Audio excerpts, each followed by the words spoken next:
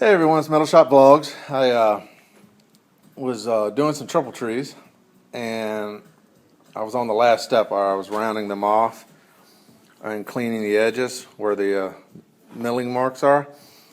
And on this one, apparently my milling bit had a little bit of a protrusion, and it left nice little rings on it. And of course you can't, when you paint that, you'll see the rings. If you powder coat it, chrome it, whatever, you'll see the rings. So I have to clean that off. Now, you can use sandpaper on a sanding wheel, which I'm going to do, but since they're kind of deep, I'm going to start by using just a grinder, and I'm basically going to go over the whole surface.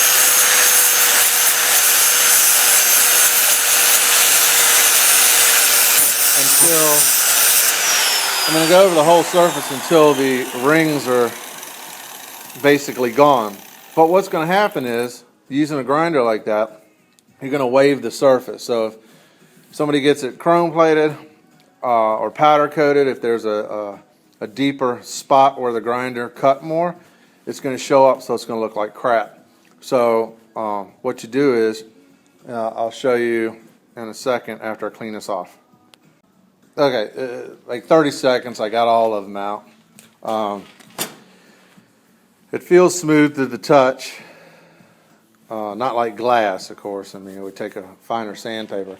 Well, first step, what I do is I start cutting it at an angle, and then I flatten it out, and lightly go back and forth over the whole thing.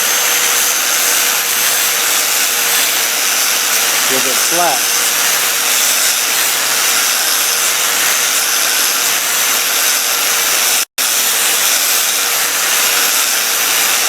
And it's kind of hard to do on this because of the shape, so the wheel tries to go off of it. You just have to be careful.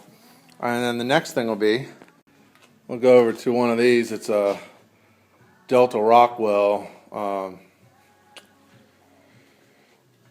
just a belt sander. And I don't have any sand. I never get sandpaper for this piece. I used to, and this would be good because you could fit the whole triple tree on there like this. But in the center it would cut a little different, so less speed. So this is more even. And basically you just turn it on and stand this up against it and apply light pressure to the top and bottom, and then it will smooth it out evenly. So let's see that. Okay, I sanded on it for probably 6 passes. And you can see this darker area is where it's not cutting. This lighter area is where it cut and is flat. So you can see where your high spots are and your low spots. Low spot, high spot, low spot through here, and a low spot here, and high around here. So probably, and around this edge right here where this sander cut into it. Not a big deal, because after 6 more passes, this will be, or 7 or 10, however many, this will be completely flat. Let me finish that off and show you what it looks like. Okay, now you can see the difference.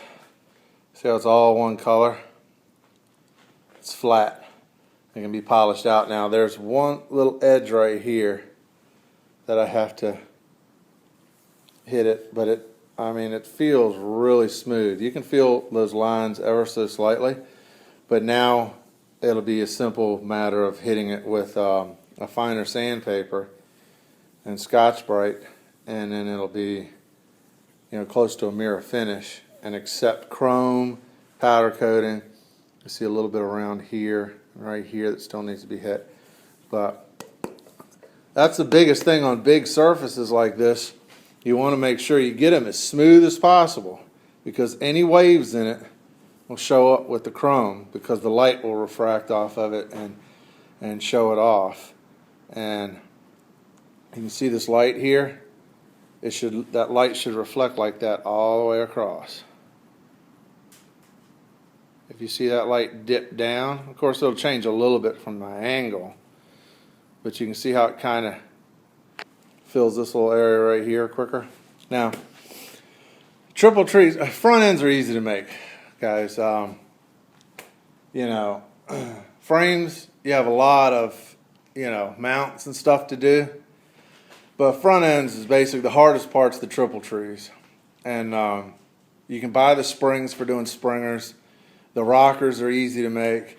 It's basically, let me see if I have a tape measure handy. I mean, all this is like the distance from here to here just determines, you know, you're only limited by what wheel you use.